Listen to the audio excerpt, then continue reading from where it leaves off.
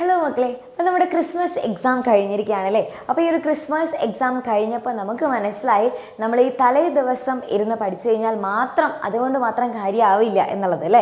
കാരണം നമുക്ക് ആ ഒരു എക്സാം എഴുതാൻ പോയാൽ നമ്മൾ അല്ലെങ്കിൽ എക്സാം ഹാളിൽ കയറി കഴിഞ്ഞ് കഴിഞ്ഞാൽ പിന്നീട് അവിടെ ചോദിക്കുന്ന ക്വസ്റ്റ്യൻസിനൊന്നും നമുക്ക് കറക്റ്റായിട്ടുള്ള ഒരു ആൻസർ കിട്ടുന്നില്ല അല്ലേ. എന്താണ് എഴുതേണ്ടത്, എങ്ങനെയാണ് എഴുതേണ്ടത് എന്നുള്ളത് നമുക്കൊരു ഐഡിയ കിട്ടുന്നില്ല അല്ലേ. ഇതിന് കാരണം എന്താ? നമ്മൾ ആ പരീക്ഷയുടെ തലേ ദിവസമാണ് ഇരുന്ന് പഠിക്കുന്നത് അല്ലേ.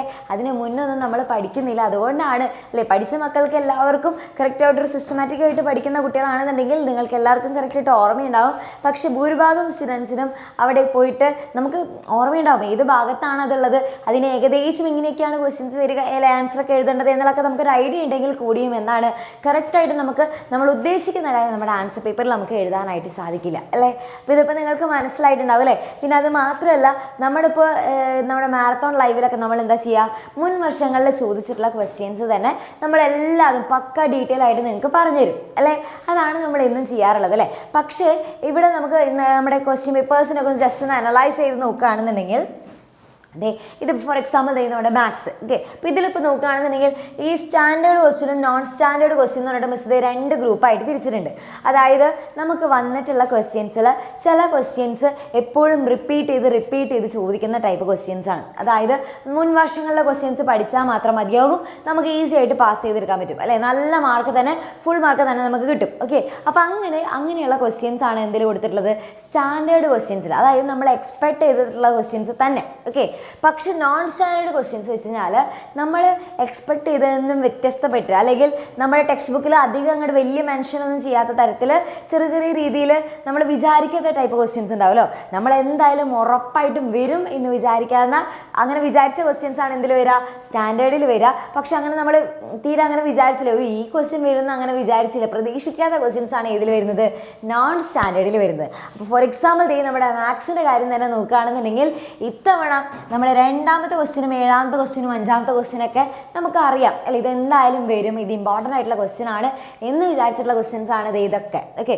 പക്ഷേ ഒന്നാമത്തെ ക്വസ്റ്റ്യൻ, മൂന്നാമത്തെ ക്വസ്റ്റ്യൻ, നാലാമത്തെ ക്വസ്റ്റ്യൻ, ആറാമത്തെ ക്വസ്റ്റ്യൻ ഇതൊക്കെ നോക്കി കഴിഞ്ഞാൽ എന്താണ് വിചാരിക്കാത്ത ടൈപ്പാണ്. അതായത് നമ്മൾ അത്ര ഇമ്പോർട്ടൻസ് കൊടുത്തിട്ടുണ്ടായിരുന്നില്ല അല്ലേ. എന്തായാലും ഷുവറായിട്ട് വരും, വന്നിരിക്കുമെന്ന് അത്രയ്ക്ക് ഇമ്പോർട്ടൻസ് കൊടുക്കാത്ത ടൈപ്പ് ക്വസ്റ്റ്യൻസ് ആണ് ചോദിച്ചിട്ടുള്ളത് അല്ലേ. അപ്പോൾ അതിൻ്റെ പ്രശ്നം എന്താ ശരിക്കും പറഞ്ഞു കഴിഞ്ഞാൽ, നമുക്ക് മുൻ വർഷങ്ങളിലുള്ള ക്വസ്റ്റ്യൻസ് മാത്രം പഠിച്ചതുകൊണ്ട് മാത്രം കാര്യമായില്ല അല്ലേ. അതുകൊണ്ട് മാത്രം പഠിച്ചു കഴിഞ്ഞാൽ നമുക്ക് ഈ ഫസ്റ്റിലുള്ള ഈ മേലെ കാണുന്ന ക്വസ്റ്റ്യൻസ് മാത്രമേ നമുക്ക് കിട്ടുള്ളൂ. അടിയിലത്തെയും കൂടി കിട്ടണമെന്നുണ്ടെങ്കിൽ ജസ്റ്റ് ഈ ഒരു ഏറ്റവും ടിപ്പിൽ കാണുന്നത് ഇത് മാത്രം കിട്ടിയിട്ട് നമുക്ക് കാര്യമുണ്ടോ, ഇല്ല അല്ലേ. ഈ അടിയിലത്തെ നമുക്ക് എന്ത് ചോദിച്ചു കഴിഞ്ഞാലും നമുക്ക് കിട്ടണം അല്ലേ. അതിന് വേണ്ടിയിട്ട് നമുക്ക് എന്ത് വേണം, നമ്മുടെ ടെക്സ്റ്റ് ബുക്കിലുള്ള എല്ലാ കംപ്ലീറ്റ് ക്വസ്റ്റ്യൻസും നമുക്ക് അറിയണം, എല്ലാതും പക്കാ ഡീറ്റെയിൽ ആയിട്ട് ബേസിക് മുതൽ നമുക്ക് സെറ്റാക്കണം അല്ലേ. അപ്പോൾ അതിന് വേണ്ടിയിട്ട് ഇനി എന്താ ചെയ്യാൻ സാധിക്കാം, ഇതേപോലെ തന്നെയാണല്ലേ നമ്മുടെ ബേസിക് സയൻസ് ആയാലും ഏത് സബ്ജക്റ്റിൻ്റെ ആയാലും ഇതാണ് ആ ഒരു അവസ്ഥ അല്ലേ. അപ്പോൾ അതിന് വേണ്ടിയിട്ട് ഇപ്പോൾ എന്താ മക്കളെ ചെയ്യാനായിട്ട് സാധിക്കുക, നമുക്ക് മനസ്സിലായി അല്ലേ. നമുക്ക് ഈ ഒരു ക്രിസ്മസ് എക്സാം ഒക്കെ കഴിഞ്ഞപ്പോൾ നമുക്ക് മനസ്സിലായി ഇങ്ങനെ ജസ്റ്റ് നമ്മൾ പ്രീവിയസ് ഇയർ ക്വസ്റ്റ്യൻസ് മാത്രം നോക്കിയതുകൊണ്ട് മാത്രം കാര്യമില്ല എന്നുള്ളത് നമുക്ക് മനസ്സിലായില്ലേ. ഒരു ഫുൾ മാർക്കാണ് ലക്ഷ്യം വെക്കുന്ന കുട്ടികളാണെന്നുണ്ടെങ്കിൽ അവർക്ക് ജസ്റ്റ് പ്രീവിയസ് ഇയർ ക്വസ്റ്റ്യൻസ് മാത്രം മതിയാവില്ല. പിന്നെ എന്താ ചെയ്യേണ്ടത്, നമുക്കാണെങ്കിൽ ഇനി സമയമില്ല അല്ലേ. ഒത്തിരി ചാപ്റ്റേഴ്സ് പഠിച്ചു കഴിഞ്ഞു, ഇനി വീണ്ടും ആദ്യം മുതൽ നമ്മുടെ ടീച്ചർമാരോട് പോയി പറയുകയാണ് മിസ്സേ ഒന്നും കൂടെ ആദ്യം മുതലൊന്ന് പറഞ്ഞു തരുമോ എന്ന് ചോദിച്ചു കഴിഞ്ഞാൽ ആരും എടുത്തു തരില്ല അല്ലേ. അതൊരു സത്യം മാത്രമാണ് ഓക്കെ. അപ്പം മിസ് ആരെയും പേടിപ്പിക്കാൻ വേണ്ടിയിട്ടല്ല ഇത് പറയുന്നത്. അപ്പോൾ എൻ്റെ കുട്ടികൾക്ക് നിങ്ങൾക്ക് വേണ്ടിയിട്ട് നമ്മളൊരു എഫേർട്ട് എടുത്തിട്ട് ഇറങ്ങാനായിട്ട് പോവാണ് ഓക്കെ. അപ്പോൾ നമ്മൾ ഫുൾ എക്സാമിനർ ഫാക്കൽറ്റീസ് എൻ്റെ കുട്ടികൾക്ക് വേണ്ടിയിട്ട് അടിപൊളി ഒരു മിഷനായിട്ട് ഇറങ്ങുകയാണ്. അപ്പോൾ ഇത്തവണയാണ് നമ്മളിത് സ്റ്റാർട്ട് ചെയ്യുന്നത് ഓക്കെ. ഇത്തവണ നിങ്ങൾക്ക് വേണ്ടിയിട്ടാണ് ഇത് നമ്മൾ സ്റ്റാർട്ട് ചെയ്യുന്നത്. അത് നിങ്ങളുടെ എല്ലാവരുടെയും റിക്വസ്റ്റ് പ്രകാരമാണ് സ്റ്റാർട്ട് ചെയ്യുന്നത്. കാരണം നിങ്ങളെല്ലാവരും പറയുന്നുണ്ട് മിസ്സേ ഞങ്ങൾക്ക് ആദ്യത്തെ ചാപ്റ്റേഴ്സൊക്കെ ഞങ്ങൾ മറന്നുപോയി, ചില ആൾക്കാർക്കൊന്നും പല പോർഷൻസൊക്കെ വിട്ടുപോയവരുണ്ടായിരിക്കും അല്ലേ. അപ്പോൾ ഇതൊക്കെ നിങ്ങൾക്ക് ആദ്യം മുതൽ അല്ലേ ബേസിക് മുതൽ നിങ്ങൾക്ക് ഡീറ്റെയിൽ ആയിട്ട് പറഞ്ഞു തരാണ്. അതായത് ഭയങ്കര ഓവറായിട്ടുള്ള പറഞ്ഞു തരില്ല, അങ്ങനെയല്ല.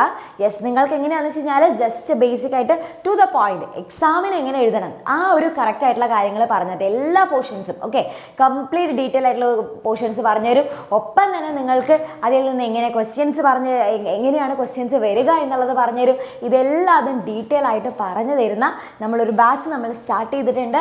അതാണ് നമ്മുടെ ഈ ഒരു ക്ലാസ് 5 റിവിഷൻ ബാച്ച് എന്ന് പറയുന്നത്. അപ്പോൾ റിവിഷൻ ബാച്ചിൽ ജോയിൻ ചെയ്യണം എന്ന് ആഗ്രഹിക്കുന്ന മക്കളാണെന്നുണ്ടെങ്കിൽ യെസ് നിങ്ങൾക്ക് ഇതിപ്പോൾ ആക്ച്വലി നിങ്ങൾക്ക് മിസ് ഇപ്പോൾ എല്ലാവരോടും വന്ന് എന്തായാലും ജോയിൻ ചെയ്യണം എന്ന് മിസ് നിർബന്ധിച്ച് പറയുന്നതല്ല.